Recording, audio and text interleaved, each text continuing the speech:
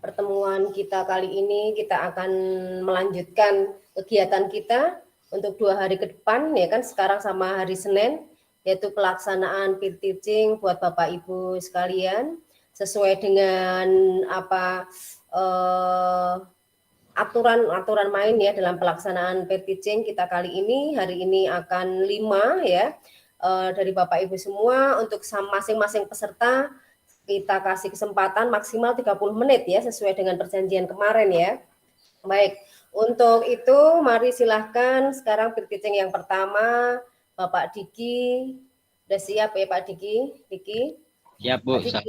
Oke, kita akan mengawali dengan Pak Diki. Silahkan untuk materi Pak Diki sebagai pengamat Bapak Ibu yang sudah ditunjuk, yaitu peserta nomor 9 dan 10 ya. Itu Pak Tatang sama siapa yang nomor 9? Pak Rudi. Oke. Pak Tatang sama Pak Rudi sebagai pengamat ya, yang lain sebagai muridnya. Oke, silahkan Pak Diki. Ya. Assalamualaikum warahmatullahi wabarakatuh. Waalaikumsalam warahmatullahi wabarakatuh. Apa kabar hari ini anak-anak? Baik-baik semua. Baik Pak, alhamdulillah.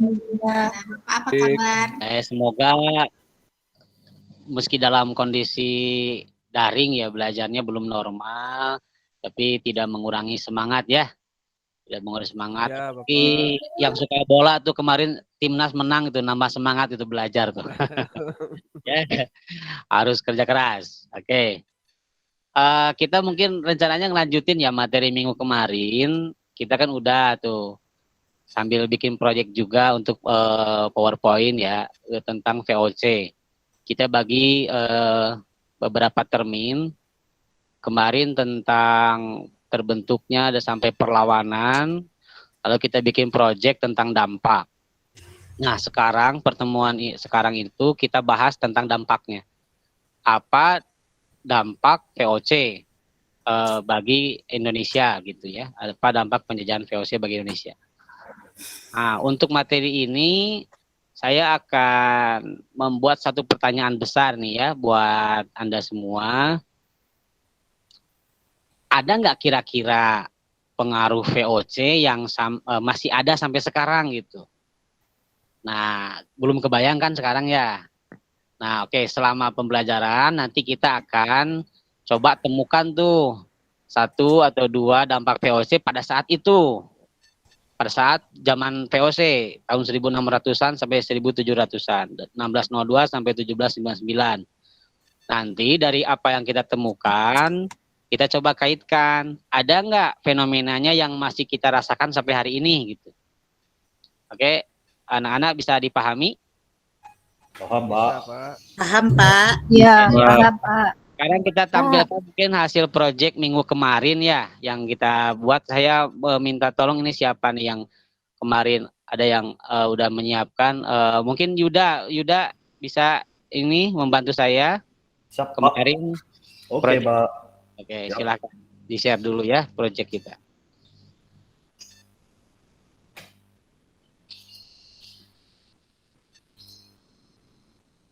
Ini Pak, hasil karya dari saya kemarin Pak. Oke, siap. Nah, anak-anak sudah terlihat semuanya ya? Sudah Pak, sudah jelas. Nah, sekarang kita itu mengidentifikasi, mengurai apa saja dampak penjajahan VOC bagi kehidupan politik, ekonomi, dan sosial budaya. Jadi ada 3 bagian. Yang pertama politik, yang kedua ekonomi, yang ketiga sosial budaya. Oke, silahkan bisa langsung mungkin Yuda untuk slide yang ke-6 mungkin ya. Ya Pak. Yang ini Pak. Oh itu materi barusan ya, sudah saya sebutkan. Materi yang ke-7. Nah, ini persepsi dulu nih. Ini pertanyaan besar yang nanti kita harus temukan jawabannya ya. Di akhir pembelajaran ada nggak dampak VOC hingga saat ini? Tapi belum bisa kita jawab sekarang. Kita masuk dulu ke materi 1. Kita identifikasi dulu dampak-dampak yang terjadi pada masa itu, pada masa VOC berkuasa. Silakan Yuda teruskan slide-nya. Nah ini dampak politiknya itu ada dampaknya ya. Tadi di awal sudah dijelaskan ada tiga dampak, paling tidak ada 3 dampak yang dapat dirasakan masyarakat Indonesia. 1 dampak politik, 2 dampak ekonomi, yang ketiga dampak sosial budaya. Nah, saya mungkin akan mengawali dulu bagi Anda supaya ada bayangan gimana cara mengidentifikasinya. Dampak politik VOC itu, dampak penjajahan VOC itu ada dampaknya bagi kehidupan politik itu tercermin dari 2 kebijakan VOC. Yang pertama, kebijakan divide et impera. Ini mungkin kalian pernah dengar ini waktu SMP mungkin ya, waktu pelajaran IPS itu, divide et impera. Atau politik apa? Politik adu domba. Politik. Adu Iya, domba. Oh, ya. Saya juga nggak tahu itu kenapa bahasa Indonesia disebut adu domba, yang nggak adu ayam gitu misalnya. Itu ada lagunya itu Pak, dari Roma Irama itu Pak. Oh iya, Ramadi ya. Ya betul, pengoleksi Bang Roma itu. Grup Soneta berarti Ramadi ya, penggemar. Ya, siap. Divide et impera ini disebut juga politik belah bambu ya. Politik belah bambu. Tapi jangan politik belah duren saja. Itu lagu dangdut itu. Belah duren itu. Politik belah bambu atau divide et impera. Dev itu 2 kata ya. Divide et impera. Divide itu memisahkan, pisah. Impera itu menguasai. Jadi sebelum menguasai dipecahkan dulu kekuatan lawan. Gitulah kurang lebih. Jadi VOC berusaha bagaimana membuat kerajaan-kerajaan lokal di Indonesia itu melemah karena konflik internal. Itu diadu domba satu sama lain. Yang paling sukses itu kemarin kan kita pernah bahas itu tentang ada 2 kerajaan yang nanti saya sebutkan. Jadi biasanya sesama keluarga raja itu nanti muncul perselisihan, lalu satu pihak didukung oleh VOC, satu pihak dilemahkan, nanti yang didukung oleh VOC naik, nah baru VOC minta imbalannya lah gitu ya. Yang keduanya indirect rule. Dari kata-kata indirect rule ini jelas bukan bahasa Indonesia ini bahasa Inggris. Pada bisa bahasa Inggris anak-anak? Sedikit, Pak. Oke. Pak, saya nggak bisa, Pak. Revina belum bisa bahasa Inggris ya, nggak apa-apa, nggak usah minder, saya juga sama nggak bisa. Sedikit-sedikit aja. Indirect rule itu artinya memerintah secara tidak langsung. Rule itu memerintah, indirect tidak langsung. Jadi kelihatannya bukan pemimpin tapi memimpin gitu, menguasai. Misalnya gini, kemarin kan waktu kasus kita bahas kasus kerajaan Mataram.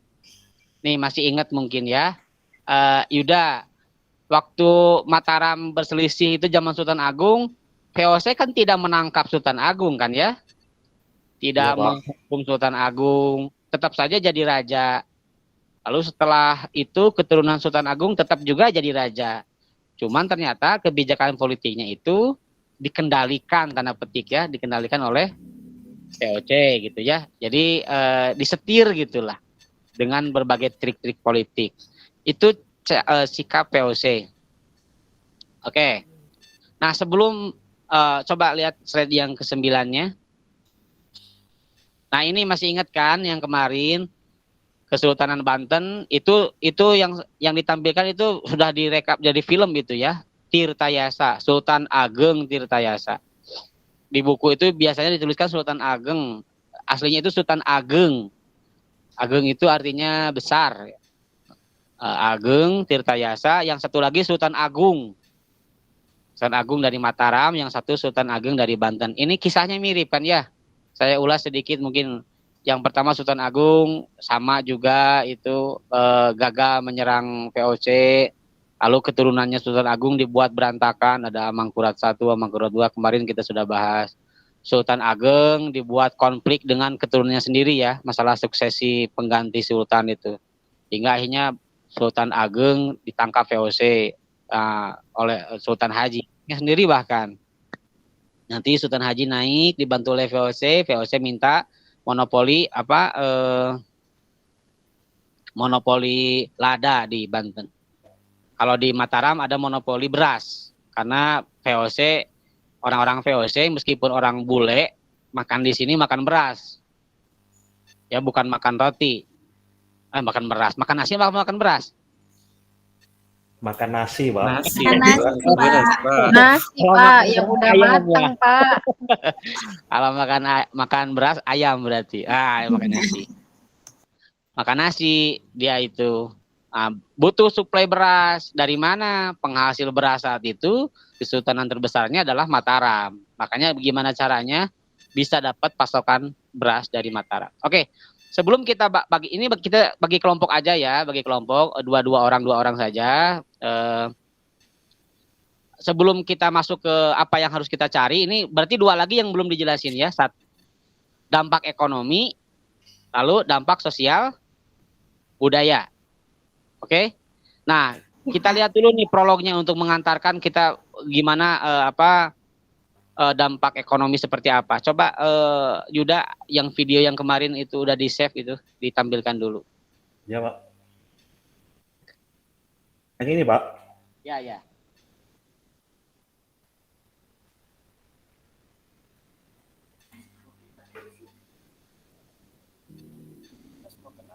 VOC bukan. Berapa aset kekayaan VOC pengeduh harta Nusantara tersebut? Apa hubungannya dengan new economic model yang sebentar lagi akan diumumkan? Sabar, sebentar kita menengok sejarah. Pada 20 Maret 1602, 6 perusahaan ditambah urun dana publik bersatu membentuk VOC. VOC dibentuk untuk meredam kompetisi sengit antar saudagar agar semua berkonsolidasi dalam satu kekuatan. Staten General kemudian memberikan hak monopoli kepada VOC dalam semua perdagangan melalui laut dengan Asia melalui Tanjung Harapan dan Selat Magellan. Pada pertengahan 1600-an, VOC memiliki 150 kapal dagang, 50.000 karyawan, 10.000 tentara swasta, dan pos dagang dari Teluk Persia hingga Jepang. Efeknya VOC sangat dahsyat, yaitu memiliki kekuatan untuk berperang dan berdagang jadi satu, membuat perjanjian dengan penguasa Asia, menghukum dan mengeksekusi penjahat, membuat koloni baru, bahkan mencetak uang sendiri. VOC menjelma jadi raksasa perdagangan, perusahaan multinasional pertama dan perusahaan publik pertama di dunia.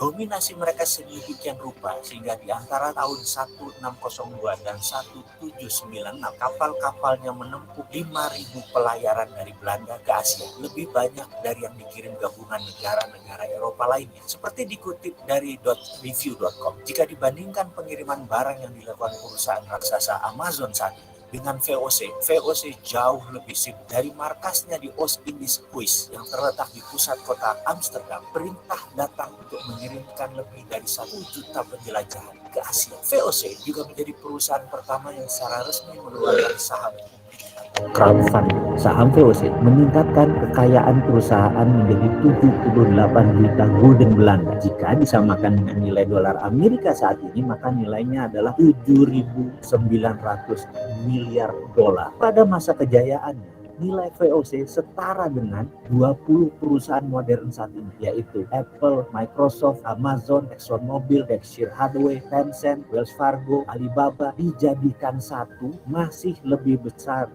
VOC. Dari cerita itu semua, akhirnya di Indonesia akan lahir sebuah new economic model secara resmi. Dan hal ini jangan-jangan merupakan VOC. Apa itu yang sebentar lagi diumumkan? Oke, belum keedit oleh saya lupa. Oke, jadi anak-anak, video barusan itu menceritakan betapa kayanya VOC itu. Selama hampir 200 tahun, tepatnya 196 tahun, VOC berkecimpung di bisnis di Nusantara. Tadi sudah disebutkan asetnya itu setara 20 perusahaan modern sekarang. Ada Apple yang gambar Apple itu sepotong ya. Bangga itu kalau punya HP ada gambar Apple sepotong itu. Jadi dilihatin sama orang gitu ya, itu Apple, ada Samsung, Exxon Mobil, perusahaan minyak bumi Amerika itu, Tencent, perusahaan-perusahaannya, kalau digabung semua, seluruh perusahaan itu, Microsoft yang punya Bill Gates itu yang bikin Google segala macam, itu masih kalah dibandingkan kekayaan VOC. Berarti besar sekali perusahaan VOC itu. Dan tadi di video itu disebutkan juga bahwa VOC sesuai dari lansiran Dutch Review tadi, Anda bisa lihat saja nanti di Google ada itu Visual Kapitalis nama situsnya. Itu dijelaskan bahwa VOC sampai hari ini menjadi perusahaan paling sukses dengan aset yang terkaya di dunia sampai hari ini. Belum ada yang mampu menandinginya. Jadi bisa Anda bayangkan betapa besarnya VOC kekayaan saat itu. Kalau Anda melihat video itu, justru saya jadi kepikiran betapa kayanya kita itu. Kita ngasih ke VOC sedemikian sehingga VOC jadi kaya kan ya. Apalagi kita yang punya rumahnya gitu. Nah, pertanyaan berikutnya, berapa banyak yang dirampok VOC dari kita? Pasti lebih banyak gitu. Nah, itu kan ya. Jadi kita itu sebenarnya harus bangga, kita itu negara kaya. Cuman banyak dirampok aja gitu. Kemarin-kemarinnya ya dirampok. Oke, sekarang kita udah dibagi-bagi ya kelompok-kelompoknya. Coba Yuda di slide yang di atas dulu, yang 12 tuh. Nah ini, lihat di internet, coba dengan bantuan internet dan bahan ajar, apa saja sih dampak ekonomi dari penjajahan VOC itu? Coba dibantu ya. Oke, karena waktunya ini jelas ya sudah dipelajari. Oke. Coba yang pertama ini dijawab dulu nih, siapa yang mau menjawab? Gak akan saya tunjuk dulu lah. Silakan. Siapa yang bersedia? Apa saja? Oh ya, Kadafi, silakan. Muhammad Kadafi. Terima kasih Pak. Mungkin saya akan sedikit menjawab masalah dampak VOC bagi kehidupan ekonomi bangsa Indonesia. Kalau menurut saya Pak, itu salah satunya adalah penurunan kesejahteraan rakyat. Karena rakyat tidak bebas mengelola sistem perekonomian sendiri. Mungkin seperti itu Pak. Jadi tidak ada kebebasan rakyat. Oh iya, siap. Ya. Oke, bagus tuh. Ada lagi yang lain, silahkan. Saya Pak. Ya, Repina silahkan. Ya, rusaknya harga pasar Pak. Oke, gimana? Kenapa? Jadi ya, harga pasarnya rusak karena dimonopoli kan ya? Iya, dimonopoli oleh orang Belanda karena orang Belanda ini kan membuat harga semau mereka saja, Pak. Kemudian mereka menjualnya dengan harga yang tinggi. Ya. Berarti tidak ada tidak ada persaingan sehat ya? Iya, tidak ada persaingan sehingga rakyat Indonesia semakin menderita karena harga pasar yang sangat rendah diambil oleh orang Belanda tersebut, Pak. Iya, bagus. Kok Repina kayak sedih itu ngejelasinnya? Apa sinyalnya kurang bagus itu? Suara saya, Pak. Oh, iya. Bagus. Tiara, silakan Tiara. Apa jawabannya? Eksploitasi kekayaan alam Indonesia, Pak. Jadi melalui kebijakan VOC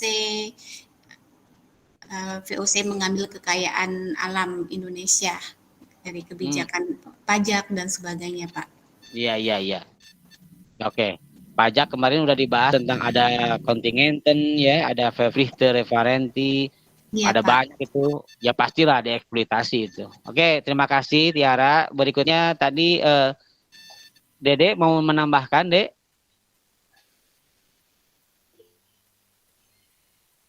Yang ekonominya mau ditambahkan mungkin atau mau diperkuat, silahkan. Iya, yang ekonominya tadi salah satunya udah disebutkan ya, ada eksploitasi kekayaan alam di Nusantara. Kemudian adanya kontingenten ya Pak, kebijakan berupa kewajiban menyetorkan sebagian hasil bumi rakyat kepada pemerintah VOC setiap kali panen itu Pak. Iya, bagus. Itu mungkin yang menjadi sangat membuat masyarakat rakyat Indonesia itu sangat menderita Pak. Iya, terbebani ya, terbebani. Iya, Tapi terbebani bagus ya. bagus, terima kasih Dek.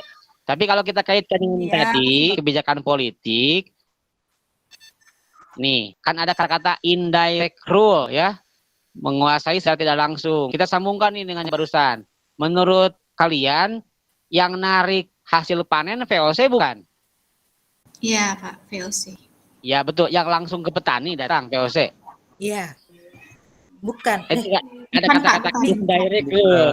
Melalui Iya, iya. Bias Ya. Melalui tangan-tangan kaki tangan POC ya biasanya para orang-orang pribumi Indonesia ya Pak. Iya, betul. Jadi sendiri, pejabat-pejabat.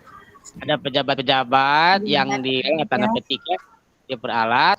Jadi POC nggak langsung ketemu petani, tapi mengarahkan pejabat setempat untuk menyetorkan. Itu indirect rule-nya di bidang ekonomi. Bagus, terima kasih anak-anak. Jadi jelas itu rusaknya harga pasar karena monopoli. Di mana-mana juga kalau pasar monopoli ya nggak akan sehat ya, karena pembelinya tunggal. Kalau pembeli tunggal ya mana ada persaingan harga. Ya bagus.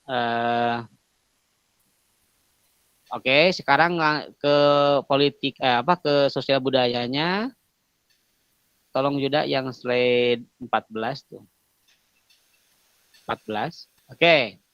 Dampak sosial budayanya nih. Ekonomi tadi sudah. Secara sosial juga sudah ada sebenarnya. Karena lama kan ya POC ini hampir 200 tahun, hampir 2 abad. Berapa generasi itu? Berapa zaman sekarang berapa kali Piala Dunia itu POC berada di Indonesia ya. Piala Dunia kan 4 tahun sekali. Ini 200 tahun di sini. Wow, berapa puluh kali Piala Dunia itu. Oke, udah ada yang angkat tangan, silahkan Eva. Eva silahkan. Iya Pak, terima kasih. Jadi dampak penjajahan VOC itu bagi kehidupan sosial budayanya bangsa Indonesia, yang pertama itu ada munculnya patronase bangsa, di mana kekuasaan VOC ini membuat bangsa Indonesia secara bertahap memasuki kondisi sosial patronase. Kondisi patronase ini yang diartikan sebagai hubungan antara pihak yang tidak setara antara pemimpin itu patron dan pengikutnya atau klien itu Pak. Pintar, bagus Pak. Ini tipe siswa yang rajin membaca di perpustakaan ini. Ini ya, yang rajin ini. Nanti bagus Pak, silahkan diteruskan ini kebiasaan membaca di perpustakaan ya. Tapi kalau lagi jajan di kantin, nggak usah perpustakaan ya, jajan aja di kantin ya. Iya Pak, di kantin makan bakso. Ya, patronase. Kalian mungkin belajarnya nanti diperdalam di pelajaran sosiologi ya, tentang patronase.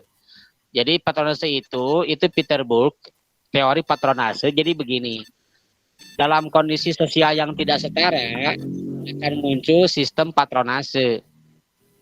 Jadi hubungan tidak setara itu hubungan antara yang posisinya lebih tinggi dengan yang lebih rendah. Maaf sekali, bukan berarti saya merendahkan profesi satu sama lain, enggak. Tapi kita bayangkan misalnya hubungan antara bos dengan karyawan misalnya. Kita kan tahu ya bos dan karyawan tidak setara kan jabatannya ya. Nah, itu bisa disebut patronase itu. Bisa kebayang oleh Anda, bos itu kalau naik mobil itu buka pintu sendiri dibukain. Dibukain, Pak. Wah, bagus Ramadi. Dibukain ya. Duduknya di depan di belakang. Di belakang. Iya, di belakang. Keluar mobil dibukain kalau macam. Yang kasihan itu supir, Pak. Sudah nyupir nanti buka pintu. Iya, betul. Itu resiko yang harus diambil oleh karyawan tadi, supir tadi, karena dia jadi bawahannya. Kayak gitu. Nah, itu yang disebut dengan patronat. Itu contoh sederhana lah. Nah, sekarang kita kembali ke kasus VOC. Karena VOC yang jadi dominan, tadi sudah menggunakan trik-trik politik dan akhirnya memerintah secara tidak langsung, maka secara disadari atau tidak, lambat laun bangsa kita yang awalnya kita itu tuan rumah, justru merasa lebih rendah dibanding VOC. Jadi akhirnya hubungan kita dengan orang-orang Eropa itu jadi tidak setara. Jadi tidak setara. Coba kembali ke kasus dulu yang waktu pelajaran sebelumnya itu tentang ekspedisi bangsa Eropa. Bagaimana pelaut Eropa ketika tiba itu berselisih dengan orang lokal, diusir bahkan. Cornelis de Houtman diusir dari Banten. Kenapa berani mengusir? Karena orang Banten menganggap setara dengan orang Belanda. Tapi karena lama-kelamaan orang VOC terlalu berkuasa, jadi muncul tuh itu merasa di bawah VOC. Gitu. Paham ya? Oke, ada lagi nggak itu? Ya, Ada ya, lagi nggak Pak. kira-kira? Silahkan. Kalau ini mungkin siapa yang mau menambahkan tadi dari Eva, bagus, terima kasih Eva. Berikutnya apa lagi nih dampak sosialnya nih? Oh Tiara, silakan. Apa Tiara? Budaya KKN, Pak. KKN, itu kuliah kerja nyata bukan itu? Korupsi, kolusi, nepotisme, Pak, yang Iya. diwariskan oleh para pegawai VOC di akhir keruntuhannya. Ya. Oke, saya dapat literatur nih tentang kenapa sih ada korupsi gitu ya? Kenapa ada korupsi di VOC? Dari sudut pandang psikologis Saya ya ngelek, ini. Pak. Ngelek. Jelas suara saya sekarang? Oke. Yes. Oke. Gini. Ya, maaf Pak, jaringan saya ngelek, Pak. Oh iya silakan Tiara. Kenapa orang VOC cenderung korup gitu? Tapi sudut pandangnya bukan politik, tapi psikologis, kejiwaan. Saya pernah baca itu. Intinya cukup menarik. Jadi begini, orang VOC itu kan mereka tinggal di sini itu sendirian ya, nggak bawa istri, nggak bawa anak. Itu 5 tahun lah. Karena jarak Belanda Indonesia kan jauh itu. Apalagi dulu pelayarannya pakai kapal layar. Ya. Berapa itu? 6 bulan perjalanan. Jelas, Pak. Tadi 6 bulan perjalanan, lama itu. Maka mulai muncul keinginan, saya kontrak kerja 10 tahun. Pokoknya pulang 10 tahun harus jadi orang kaya. Mulai itu muncul sifat kayak gitu. Jadi akhirnya setoran monopoli itu dipotong-potong dikit-dikit gitu. Dari timbangan segala macam. Buat tabungan dia nanti. Jadi ketika 10 tahun dia mau pulang balik lagi ke Belanda, nggak mau lagi jadi anggota jadi karyawan VOC, udah cukup. Aku udah punya uang banyak, pulang gitu. Karena dia kesepian di sini sebenarnya. Istri jauh dari rumah, ya. Karena rata-rata memang anggota VOC itu anggota Serikat Pekerja Bang Toyib. Jarang balik gitu, tiga kali lebaran nggak balik-balik gitu anggota VOC. Ya pasti dia mikirnya ini ya, gimana caranya bisa cepat pulang bawa uang banyak. Nah itu salah satunya ya. Oke, Repina sudah mengangkat tangan, silakan Repina. Salah satu peninggalan Belanda yang mungkin masih kita pakai sosial budayanya sampai sekarang ya Pak, seperti kata serap Pak, kata-kata bahasa Belanda seperti handuk. Oh iya, itu bahasa ya. Iya. Bahasa. Ya, bagus. Itu masih dipakai sampai sekarang Pak. Kita kan kalau mau mandi pakai handuk ya Pak. Iya, betul. Iya, itu bahasa Belanda. Iya, betul. Kalau itu mungkin netral ya, nilainya. Karena bahasa itu netral, bisa digunakan dimanapun. Bagus, terima kasih Repina. Kalau tadi pendapat Tiara mengukuhkan sisi negatifnya ya, sisi negatif dari sosial budaya dampak penjajahan VOC gitu ya. Oke. Pak Diki. Ya Bu. Halo. Ya silakan. Mohon maaf, langsung diarahkan ke penutup aja ya Pak. Kami mau lihat yang penutupan. Ya, kita sedang ini Bu. Terima kasih.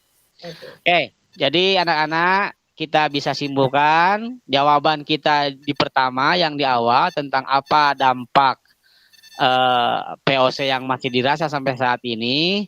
Tadi sudah terjawab 2 oleh rekan-rekan Anda itu. Yang pertama adalah adanya mental patronase ya, mental merasa lebih rendah, minder gitu ya. Minder terhadap bangsa Eropa. Nanti diperluas lagi, minder ketemu orang bule gitu. Kalau jadi Gampang tuh cara lihat orang minder atau enggaknya. Kalau ketemu orang bule, siapa yang mau dipoto? Kita atau orang bule? Kalau kita minta foto duluan, itu minta minder itu namanya. Nah, yang kedua, budaya KKN tadi ya, budaya KKN itu memang dipraktekkan pada masa VOC dan menjalar sampai hari ini. Pendapat Repina tadi menambahkan tentang serapan budaya yang bersifat netral, semacam resapan-resapan bahasa. Itu sudah cukup bagus. Untuk materi hari ini dicukupkan sekian, anak-anak. Silahkan barusan yang Anda telah temukan itu dilengkapi di peta konsep dan di LKPD yang telah Bapak bagikan di modul ya. Satu paket di sana ada. Teknisnya Anda bisa foto lalu kirim WA ke saya saja kalau teknisnya itu, karena kita belum bisa bertemu langsung. Silakan saja diisi, dilengkapi di peta konsep di sana lalu di-sharekan di grup kelas atau di japri ke saya boleh. Ada pertanyaan untuk tugas? Jelas, Pak. Oke, begitu ya. Terima kasih. Kalau tidak ada pertanyaan lagi, pembelajaran kita tutup. Kita berdoa semoga ilmu yang kita pelajari sekarang dapat bermanfaat. Dan Amin. Dan berjumpa di pelajaran berikutnya. Terima kasih. Assalamualaikum warahmatullahi wabarakatuh. Terima kasih, Bapak. Waalaikumsalam. Terima kasih Pak Diki. Waalaikumsalam. Kita kasih aplaus buat Pak Diki. Oke, Pak Diki. Oke. Pak Diki, mohon maaf tadi saya cut karena ini ada Bapak Abdul Syukur. Pak Abdul Syukur, monggo Pak kalau mau kasih komentar dulu Pak. Pak Abdul Syukur, Bapak.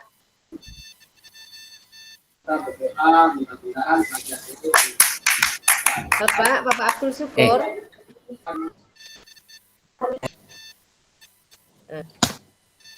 Monggo Pak, silakan. Iya, apa suara saya dengar? Bu? Dengar saya? Iya. Dengar, iya, dengar Pak. Dengar. Terdengar Pak. Iya. Apa suara? Bapak, Oke. ini Ya. Bapak Terima pakai mana? kasih, Saya saya kasih ke mohon Bapak aja ya, maaf. Pak. Bingung saya.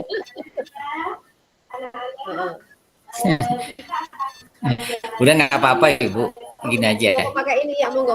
Jadi apa namanya? Terima kasih Bu Dwi. Tidak apa-apa Ibu.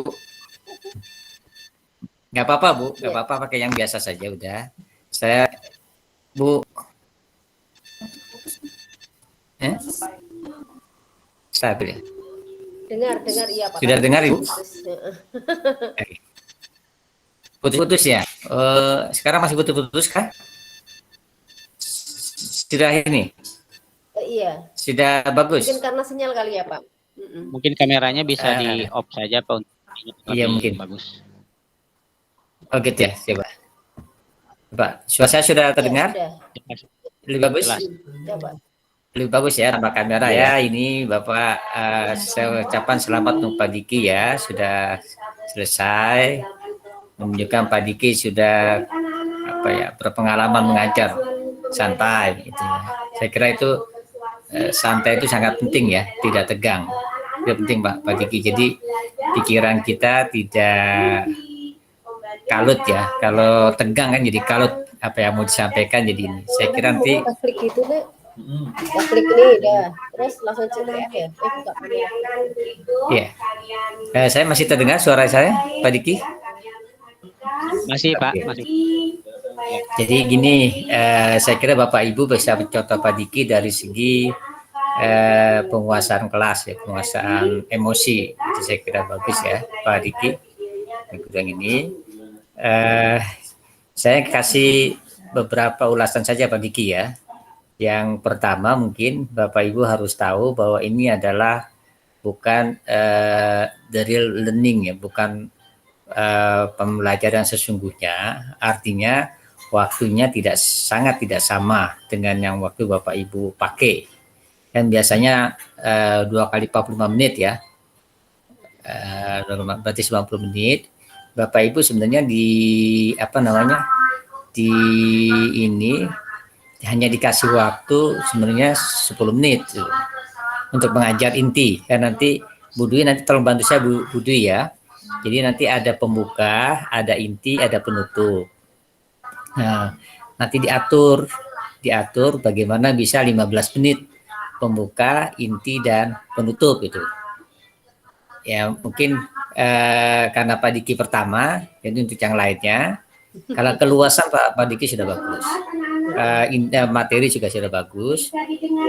Coba nanti untuk teman-teman yang lain itu diatur 15 menit, 15 menit berarti 3 menit pembuka, 10 menit inti, 2 menit penutup gitu ya, itu diatur. Ininya PPP-nya, RPP-nya tetap yang sudah Bapak Ibu persiapkan. Hanya yang dipersingkat itu di bagian inti. Bagian inti persingkat. Jadi kalau pembuka itu harus ya, harus misalnya kasih salam, menanyakan kabar, kemudian absensi, ya absensi, kemudian apersepsi, ya sudah absensi kan apersepsi kan, ya Bu Dwi tolong koreksi kalau saya salah Bu Dwi ya langkah-langkahnya ya. Nanti Pak apersepsi itu usahakan 3 menit selesai. Nah baru inti. Nah inti ini kita nggak bisa terapkan semuanya ya. Jadi ada yang pre-memori langsung menjelaskan saja. Tapi materinya jangan pre-memori, tapi pre-memori semua. Jadi materinya harus jelas, materinya apa. Kemudian kalau model misalnya saya kalau mengajar sesungguhnya saya akan menggunakan diskusi kelompok, misalnya dibagi kelas bagi 4. Ada bensinnya ada. Nah, karena ini nggak memungkinkan, saya langsung saja ya Pak ya untuk ini untuk kesimpulan. Ya kesimpulan ada 4 kelompok nih. Ya, coba kelompok 1 kesimpulannya apa? Nah kelompok 3, 4-nya nggak usah kasih kesimpulan, kan waktunya nggak habis. Nah tinggal Pak Diki, ini contoh ya, contoh Pak Diki memberikan penguatan, benar nggak kesimpulannya gitu ya. Jadi itu kalau Bapak Ibu menggunakan tipek itu gunakan di awal Pak. Misalnya misalkan ya. Bapak senang kalian sudah mengisi Google Form absensi. Ya sekarang ini semuanya absen, tidak ada yang hadir semua, tidak yang berhalangan. Nah, misalnya gitu. Kan Google absensinya nggak usah ditunjukkan. Kan ceritanya kita guru canggih ini. Ya, jadi udah ini itu kan tipek gitu. Nah kemudian di ini misalnya Bapak bilang saya nggak tahu manggilnya anak-anak atau teman-teman ya, karena di sekolah-sekolah tertentu aja panggil teman-teman ya. Ya anak-anak atau teman-teman, Bapak sudah memberikan bahan lewat Google Classroom. Bahannya itu misalnya Bapak sudah memberikan video, foto. Saya yakin kalian sudah mengamati, sudah melihat. Nah itu kan ini ya, itu sudah masuk tuh tipek tuh Pak, Bapak Ibu. Dengan mengucapkan Google Classroom aja sudah masuk itu tipeknya. Nah, kemudian ini nanti Bapak Ibu memberikan salah satu contoh ini gambar. Nah, udah masuk tipeknya lagi tuh.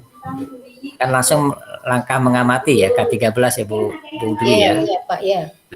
Nanti itu saya kira inti itu ya, ada hal-hal yang terus dipersingkat, dilewati ya. Nah di penutup tadi ada yang perlu ditambahkan oleh Pak Diki. Memang Pak Diki ada ini ya soal LKPD ya, soalnya ya Pak Diki ya yang di ini. Tapi kan sebenarnya kita ingin tahu daya tangkap saat itu juga. Nah, bagaimana caranya Pak Diki? Apa perlu ada satu soal dijawab sama salah satu orang yang itu dianggap soal itu mewakili bahwa anak-anak sudah mengerti? Ya. Kemudian yang kedua, bisa saja kan yang paling baik itu guru dan siswa memberikan kesimpulan bersama-sama. Apa refleksi ya? Refleksi terhadap apa yang diajarkan. Nanti bisa jadi Pak Diki tunjuk orang misalnya